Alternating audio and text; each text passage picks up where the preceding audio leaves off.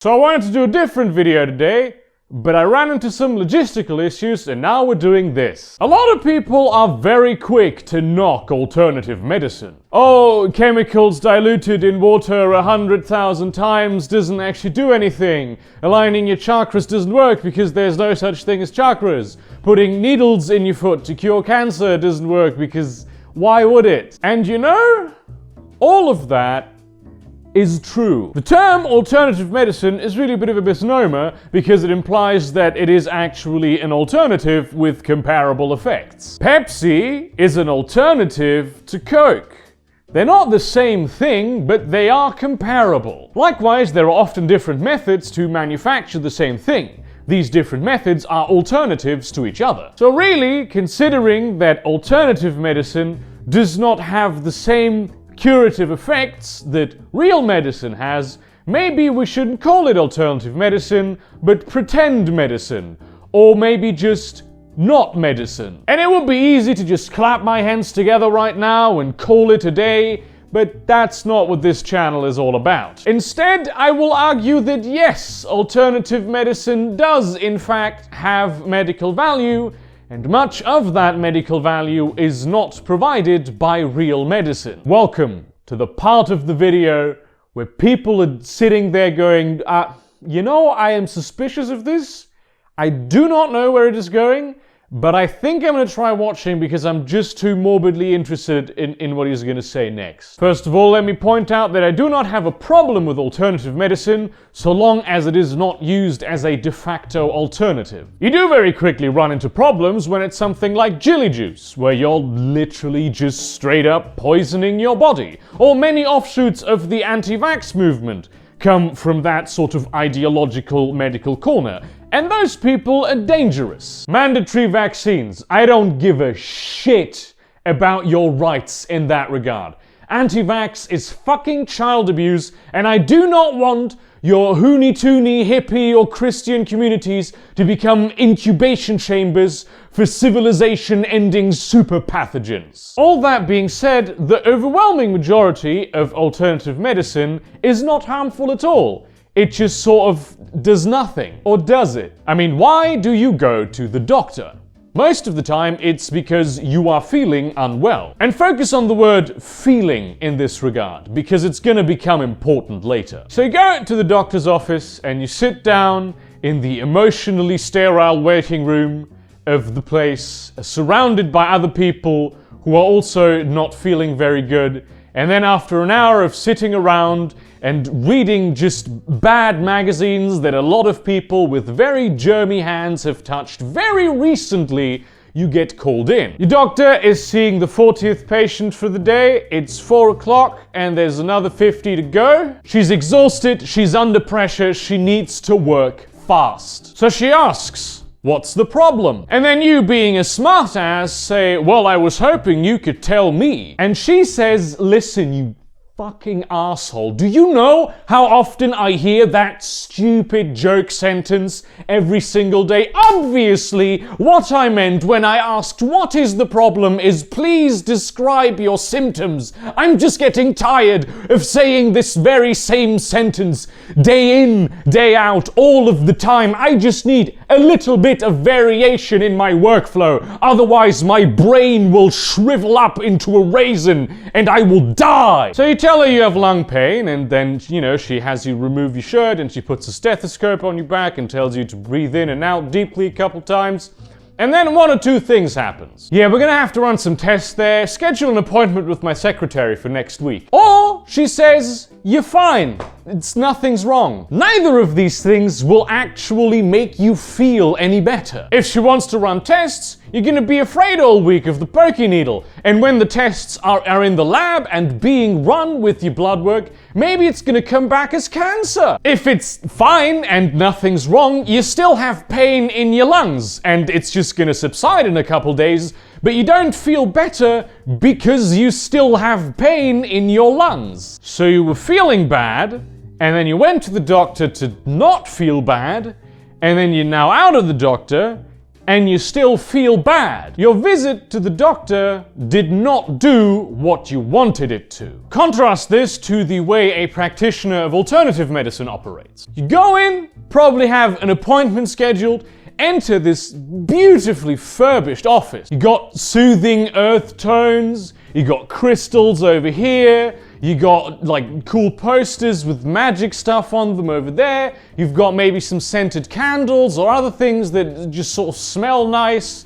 The air is just humid enough and it's nice and comfortable in the temperature-wise, and you can sit down in a nice armchair, and there's a friendly witch man in comfortable clothes full of magical pendants and amulets. You sit down, he offers you some tea, he listens to you describe your symptoms, just waits for you to yourself start talking about them. He inquires further, he really pays attention to what you have to say. He talks to you about it not just from a purely symptomatic angle, but how the thing that you have makes you feel, and what you are worried it might be, and how it has negatively impacted your day. And at the end of the whole thing, he nods and he looks serious, and he gives you an answer and tells you what's wrong. You're never going to go to a homeopathic doctor who doesn't know what's wrong with you at the end of the session. That is never going to happen. And in addition to being able to identify what is wrong with you, he always has some nice, easy, convenient solution. Maybe he gives you magic sugar pills. Maybe he tells you to do a specific stretching exercise each morning. Maybe he just tells you to work out a little more so that the chakra juice flows more through your chakras. Or maybe he tells you, oh, take this herb and mix it with yogurt and then eat it every morning. It's delicious. But the important thing is, he always has a solution for your problem that you yourself can enact. So he actively listens to you talk about your problem. He validates the fact that yes, you do feel this way and you do have this problem. He identifies what the cause of the problem is, and he also has a treatment available. You walk out of the office feeling a whole lot better. Thus, the homeopathic alternative medicine doctor was a lot more effective at making you feel better than the actual medical doctor. This is super important. This is the reason why we go to doctors in the first place. And of course, it's not that simple. It's not that black and white. There's a lot of doctors who do this. They're super nice. They talk to you about your problems, validate your feelings, and they do this because they really care about their patients. My physician is one of these. She's great. These doctors do, of course, go against the economic incentive of treating as many patients as possible in as little time as possible, but they do provide a higher quality care. And very often, if you want to preserve the integrity of the medical system and deliver appropriate medical care to as many people as possible, you really can't spend that much time with every individual patient. There's only a very limited amount of actual verified medical professionals, and on some days, the amount of sick people seems to be unlimited. This is worse in some countries than others, of course. The country with the most physicians per capita is Cuba, with 7.52 physicians per 1,000 people. Here in Germany, the number is 4.13 per 1,000. In the United States, it's 2.55 per 1,000. So obviously, the option of talking to your patients and validating them is not always given, and it can be skipped because it does not provide any immediate physical medical value. Time is the main hurdle why it is difficult to implement such practices on a large scale. However, here's a thing where we really should maybe have data on, but I haven't found any, so I'm just gonna go in this thought experiment for a moment. It does not matter how qualified you are as a physician, you will not be able to, with 100% accuracy, ascertain whether or not there is something wrong that merits further investigation in 10 minutes. You have this person that feels poorly, they come in, you spend 10 minutes with them, tell them that you do lab work, and you have the blood being taken off and being sent to the lab and the lab testing happening, and then you have 2 hours of the medical system time that is spent in there wasted because at the end of the day it turns out nothing's wrong at all. If instead you'd spend 20 minutes of time talking with that person about the way that they feel, they would have just gone home and most of the time wouldn't have been wasted. Though, you know, this of course comes with the risk that maybe you're not going to be detecting things that you would have detected if you had run those tests. And different people react differently to different approaches. Some, if the cold, sterile 10-minute doctor tells them that they're fine,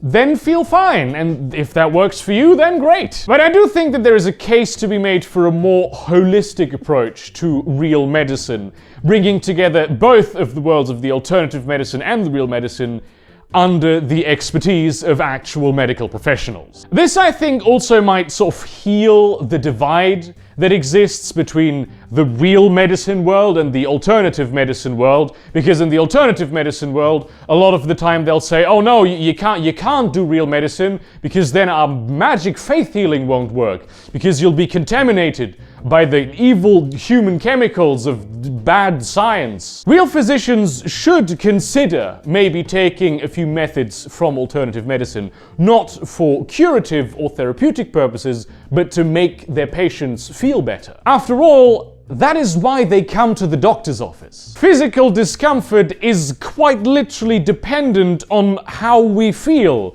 because physical discomfort is something that you feel. All of the information collected by all of the different organs in your body, it gets in here where all the feelings are also. And having a really good mood and disposition can do wonders in helping you get through treatment for something that is an actual problem, wherein you use actual medical methods. And it's not like physicians don't know about this. I mean, a lot of doctors have at least dabbled in alternative medicine, mostly out of just maybe curiosity, because it's a fascinating thing, even if it is at the end of the day all quackery. And they have recognized some of the methods that these people use to actually make people feel better and adapted it into their own method. It's just that most medical systems aren't really built to support that kind of approach. I and many others would argue that your health isn't just everything functioning correctly.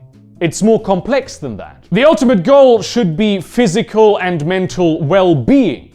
The machine shouldn't just not be broken, it should actually work well. But, you know, there's a lot of trade-offs and a lot of problems that we're gonna have to overcome if we actually want to implement something like that. Thank you very much for watching this video. I appreciate all of you. Like, comment, subscribe, do all the things, share this to your relevant communities, but do not spam your relevant communities with this video. Please do not do that. Consider supporting me on Patreon, following me on Twitter, maybe buy some merch. Jesus Christ, these plugs are getting very long. And in that spirit, maybe, I don't know, focus a little bit on your well-being, because your well-being is important and you are worth it as a human being.